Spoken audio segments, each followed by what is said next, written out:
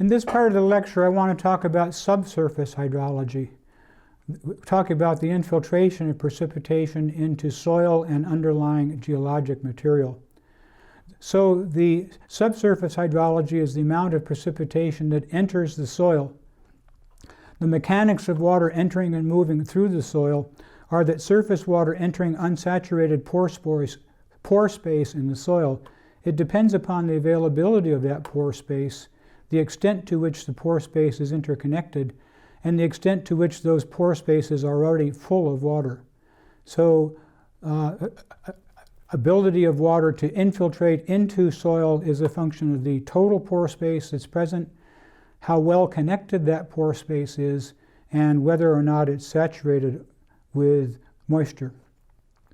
Forces drawing water into the pore spaces are first our gravitational force. This is water flowing through connected pore spaces under the influence of gravity.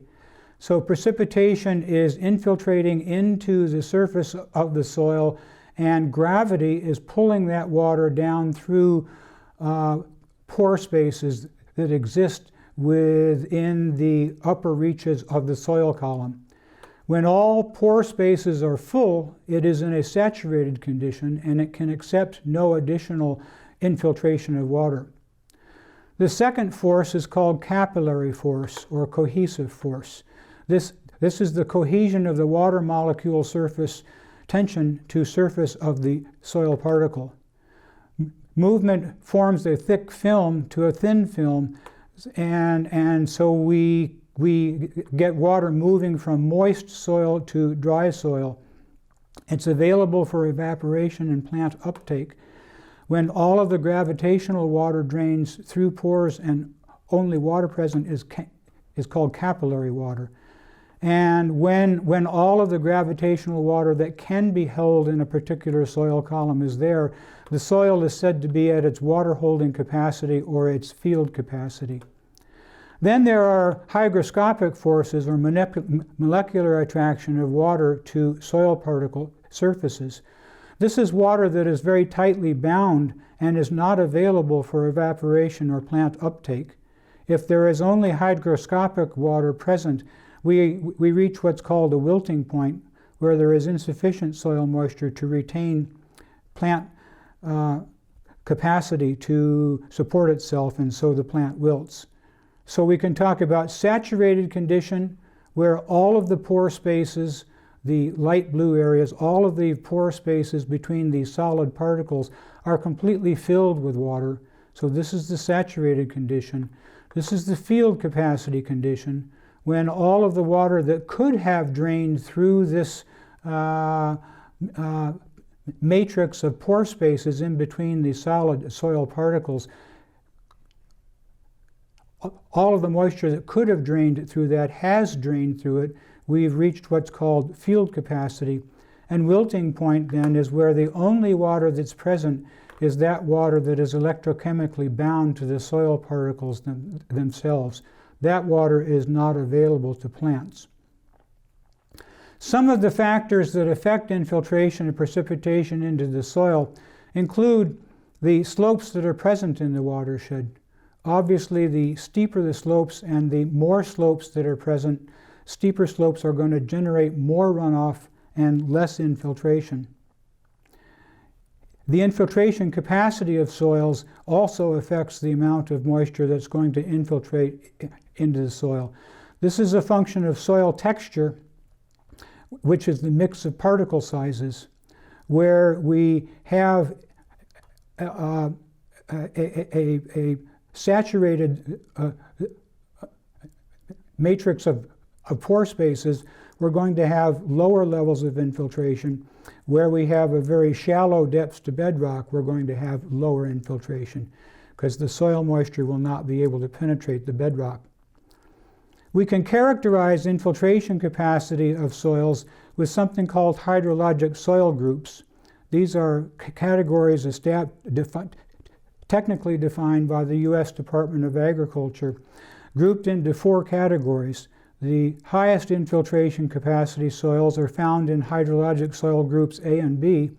These are soils that we refer to as absorbers. they absorb moisture on the surface. And then we have soil hydrologic soil groups C and D, which are soils that have a much lower infiltration capacity. So depending upon whether we're dealing with an A and B hydrologic soil group or a C and D hydrologic soil group, we're going to have variable rates of infiltration. Another factor has to do with the porosity and permeability of the soil and geologic material underneath of the soil. As we encounter dense granite, for example, that has a porosity of less than 1%, that's going to retard the amount of soil moisture infiltration that's going to occur on top of the granite. On the other hand, where we have a lot of sandstone material, where there's a lot of pore space in the geologic structure, or limestone formation where there's a lot of pore space in the geologic structure, we're going to have a much higher level of infiltration. So we can see the granite here has a porosity being the percent of soil volume in airspace between particles, permeability being the rate at which water moves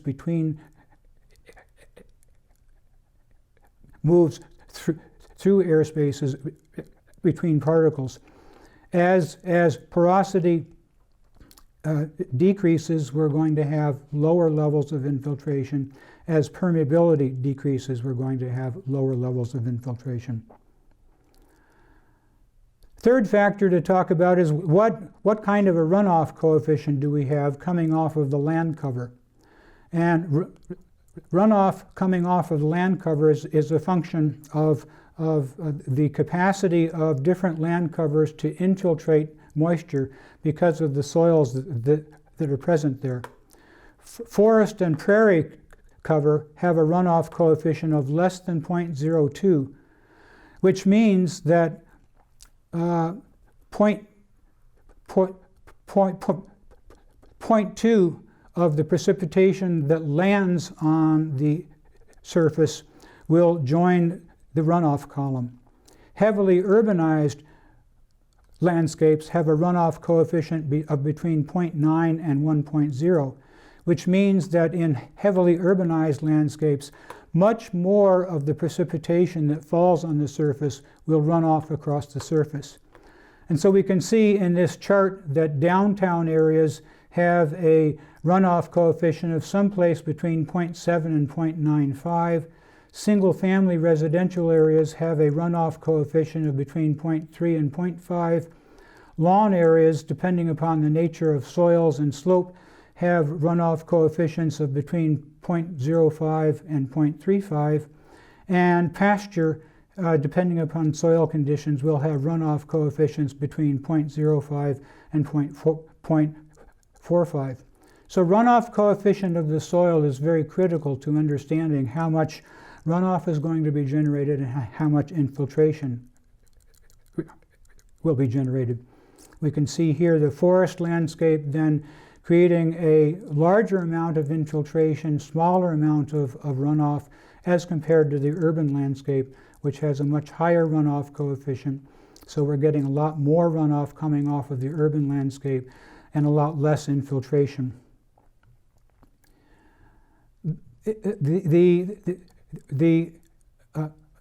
A prairie soil, for example, can infiltrate 9 inches of rainfall per day. Tree canopy can hold 0.2 inches.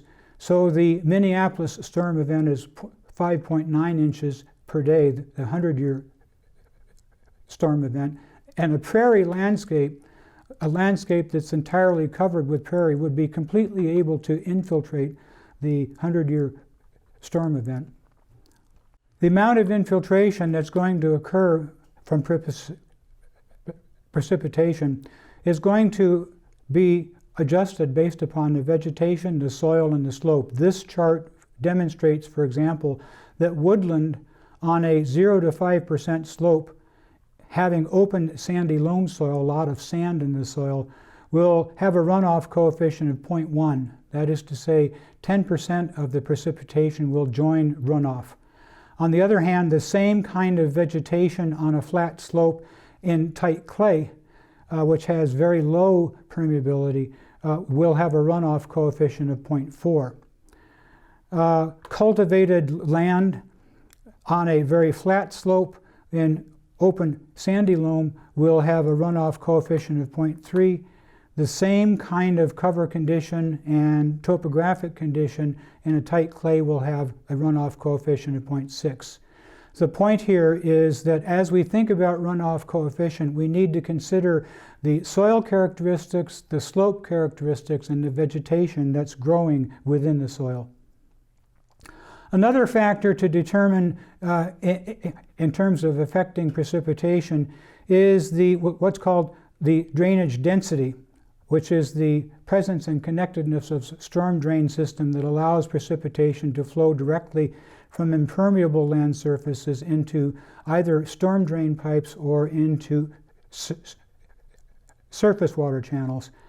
And so we can see in this watershed in the upper left that's about the same size as the watersheds in the center portion and the lower portion. We're getting a much higher rate of, a much lower rate of runoff discharge from the watershed in the upper left, and a much higher amount of runoff being generated by the watershed in the lower right. Other factors that affect precipitation of moisture into soil are seasonal and temporal variability. Generally speaking, during the wintertime, especially in Minnesota, soils freeze. And when they freeze, they lose their infiltration capacity. Solid moisture is filling all the pores between soil particles, and no moisture can move into and through the soil. Whereas in the summertime, the interstices between particles are open. Similarly, over the duration of a storm event, the amount of water that's going to be able to infiltrate will decrease. The reason for that is because all of the moisture that can enter the soil has entered the soil. So the further out we move in time from the incidence of the storm event, the less the amount of infiltration that we're going to have. Other factors have to do with depth to bedrock. Where we have very shallow bedrock, obviously the runoff isn't going to be able to penetrate through the bedrock. So in very shallow bedrock conditions, such as we have on the left side of this diagram, versus very deep bedrock conditions, we're going to have a lot more infiltration of moisture into the very deep soils than we have on the very shallow soils. Similarly, where we have a very shallow water table, such as we have down on the lower right of this diagram, the point of saturation of the interstices between the soil particles is reached much more rapidly in the shallow water table conditions than where the water table is considerably deeper.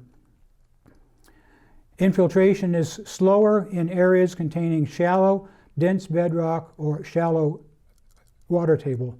Simply speaking, the pore spaces become saturated with water, either because they're backed up by bedrock or because they're backed up by the water table.